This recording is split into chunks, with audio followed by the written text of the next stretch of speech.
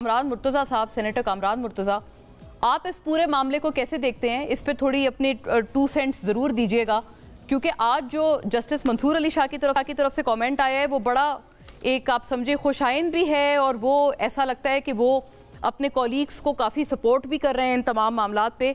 वो कहते हैं अगर हम मुत्तहिद हैं, सुनिएगा, बल्कि मेरे पास है उनका एग्जैक्ट सॉर्ट, होते हैं जस्टिस मंसूर अली शाह नाजरीन on the entire matter.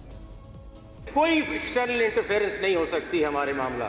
The judiciary will stand united against any interference that comes in to our system and we take it serious. इस firewall को develop करना है, because हम suo moto में इस चीज को देख रहे हैं। There has to be a firewall. We have to work, and all the institutions in the country, and I want them to hear me now. All the institutions in the country must realize कि अगर justice नहीं है तो वो नहीं। जी कामरान साहब, आपने सुना जस्टिस मंसूर अली शाह ने बड़ी गैदरिंग को एड्रेस करते हुए अपने बहुत एक अज़म का इजहार किया है कि अगर हम मुत्तहिद हैं, हमारे मामलात में किसी की मजाल नहीं कि मुदाखलत हो। शाह साहब से बहुत एहतराम के साथ यकीनन वो मुत्तहिद होंगे, मगर मुत्तहिद अगर वो हैं भी तो गुज़श्ता 75-76 साल से मुत्तहिद होंगे, और इस में तकरीबन हर कॉर्नर से ये इल्ज़ाम लगा मुदाखलत होती रही है। आज भी ये इल्ज़ाम मौजूद है। आज पीटीआई की तरफ से जो गुज़श्ता कल था उसमें नून लीग की तरफ से था, या दूसरी किसी और जमात की तरफ से, पीपल्स पार्टी की तरफ से भी था। तो उसमें हम यकीनन सब हम तारीख़ के कटहरे में खड़े हैं बतौर कौम शख्स भी। हम जुडिशरी को इतना इंडिपेंडेंट नहीं बना पाए या इतना इंडिपेंडेंट नहीं कर पाए। हम जब हुकूमत में होते हैं तो कहीं ना कहीं पे हमारी इन्वॉल्वमेंट किसी न किसी कॉर्नर से होती है।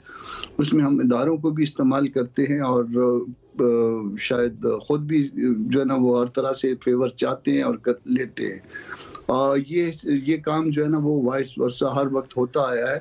हम हुकूमत में हुए तो शायद हमारे पार्ट पे या हमारे साथियों के पार्ट पे ये हरकत हुई होगी, और अदारों के पार्ट पे हुई होगी, और अगर कोई और हुकूमत में है तो उसने भी यही इसी तरह की हरकत की होगी, या जजों को प्रेशर में लाने की किसी न किसी तरह से कोशिश की होगी।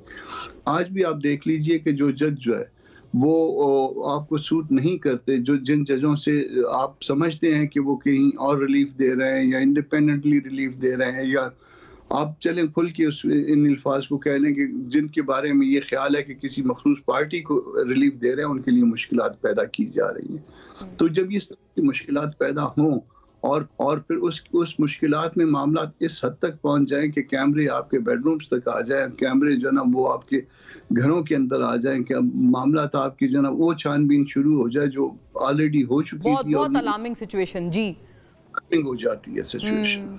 लेकिन कामरान साहब, आपसे बसद एहतराम ये भी अर्ज है कि आपने कहा कि हुकूमत कोशिश करती है जुडिशरी को प्रेशर में लाने के लिए। मुझे याद पड़ता है जब पिछला दौरे हुकूमत था, अभी तो आप लोग इतना खुल के हुकूमत के साथ नहीं है, लेकिन ये कि आपने कहीं वोट भी नहीं दिया किसी भी इम्पोर्टेंट वोट में जो कि पार्लियामेंट में हुए हैं। लेकिन बात यह है कि इससे पहले जो पिछली हुकूमत थी उसमें तो आप लोग पूरा पार्ट एंड पार्सल थे पीडीएम हुकूमत के। उसमें जो एक्चुअल धरना था जो सुप्रीम कोर्ट के खिलाफ किया था, वो तो आप ही की जमात ने, JUIFA ने लीड किया था। जब सुप्रीम कोर्ट ये कह रही थी कि जी जो 2 सूबों की असेंबली टूटी है उसके वहां पर इलेक्शन कराए जाएं, तो वो आप लोग भी प्रेशर में नहीं ला रहे थे बतौर हुकूमत जुडिशरी को? देखिए, उसमें बहुत से ऐसे फैसले थे कि जो क्रीज से निकल गए हुए थे, जैसे 63A का फैसला है। और शायद अगर उस दिन मैं आपके साथ एक बात शेयर करता हूं कि शायद अगर उस दिन ना आते, वो धरना ना होता, तो मुमकिन तौर पे ये एप्रीहेंशन था कि किसी ना किसी तरह से प्राइम मिनिस्टर को डिस्क्वालीफाई करेंगे। प्राइम मिनिस्टर को कहीं ना कहीं पे शहबाज शरीफ साहब को डिस्क्वालीफाई करने का खदशा था, जिसके पेश नजर आपको लगा कि वो धरना देना जरूरी था। वो मतलब सिस्टम को जो ना सिस्टम को फेलियर की तरफ ले जाया जा रहा था, तो वो एक मैसेज था। वो मैसेज जो है वो उस वक्त कन्वे किया गया, और उस वक्त वो यकीनन ये हुआ था, मगर इसके पीछे ये हिस्ट्री थी।